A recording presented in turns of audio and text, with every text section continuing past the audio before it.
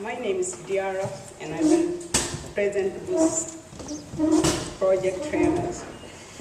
On behalf of Bahar, Sigalo, Farai, Kelly, Juliet, Isabella, Naim, Priska, and Uche. Boost training and achievement, limitation over communication gap barrier to the future. Boost training is a unique opportunity for people while in new community from 21st of June 2010 until 3rd of November 2010. Improve understanding of people's rights and responsibility, have an understanding of the service and they operate. Signpost individual from new community to the appropriate service at the right time. Advise individual on the best way of access service. Mere organization widening the voluntary of the public sector to increase their awareness of their need migrant in new community. The achievement presentation service provides information, leaflet, and advice, consultation, invitation, information, guidance, and advice course.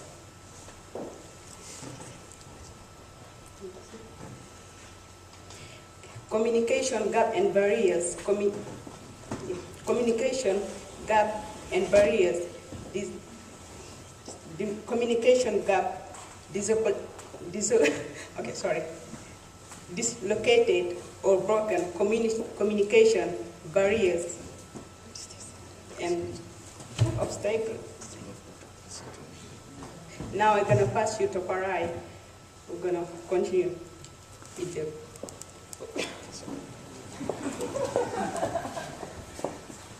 Okay, thank you very much. Where I would like to start firstly is that I didn't expect that this was going to be the setting because I wanted to be speaking to the slides. But I think I've got to go with the flow. I think I'm a bit in a stronger position because of what actually happened with the presentation from Paul and the clip that we just saw. I think we have got to sort of ride on that momentum where we can actually build on the limitations that are actually there in our services and see how we can improve them. I think what actually Paul said was one of the important things that the group came up with, that we are having a communication problem. So the way we viewed this communication problem was that there was a communication gap and there were barriers. The reason why we separated this was that the communication gap, we viewed it as a dislocation or where the system was broken or where the circuit was not being completed. And the communication barrier was where there were sort of barricades, something which was blocking maybe the communication to go forward or to be passed through very well in the community. Before I move on with the presentation, what I would like to say that the suggestions that we've actually put forward in this presentation do not bear any specificity. They are just general, but they are very important, which we think that services can actually look at them, reevaluate, refocus, resubmit.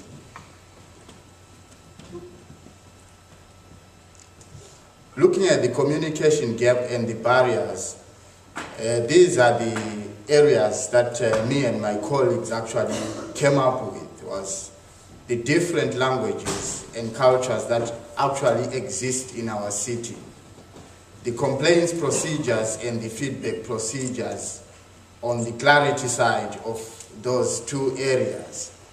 There was also a lack of consultation and most of the things that we actually saw were lacking sort of a bottom-up approach. Most of them took a top-down approach. Some of the areas, some people thought, they were not fully engaged in decisions with the service providers.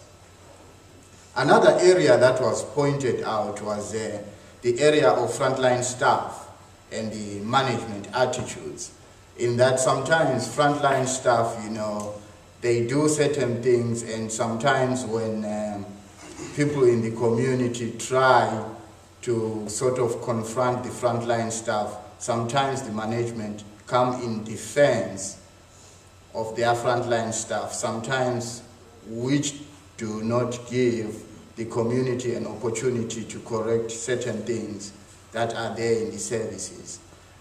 Again, it leads me to the point of assumptions. Sometimes we do not believe that there is good listening. Sometimes people assume when you go to certain services that you want this, but probably different individuals have got different needs. You can be dealing with one individual, the next minute you are dealing with a totally different situation. And if people can listen to those people differently, I think it will produce good results. There was also an element of one size fits all, which also fits in very well with the point that I was just elaborating on, that there is this dilemma of actually assuming that people who come to a certain provider all have a certain problem, but sometimes the problems differ in magnitude, and that has got to be put into consideration. Lack of representation, I think Richard actually pointed it out, that sometimes it's very important for the services to actually mirror the community. So I think the services should be encouraging things like volunteers, so that the services actually represent the community, and when the communities are coming to the services, they actually see their community in those services. I think I've covered the one about resisting advice and defensive attitudes.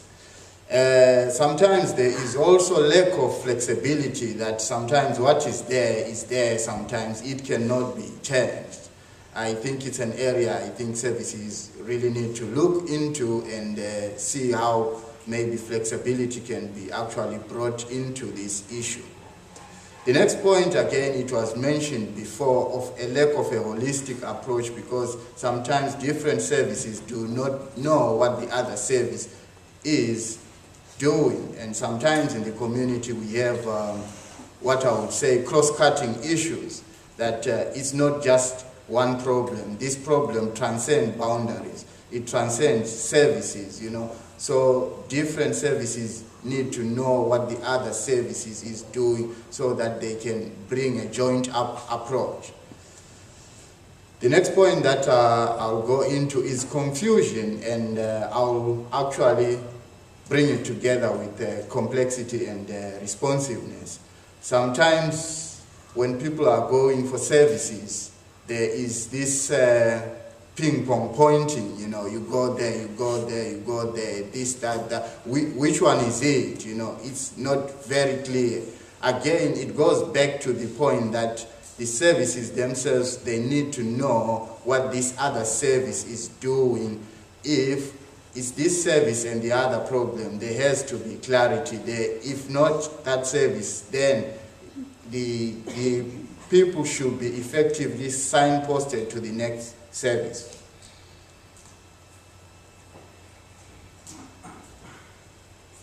I think the top 2 points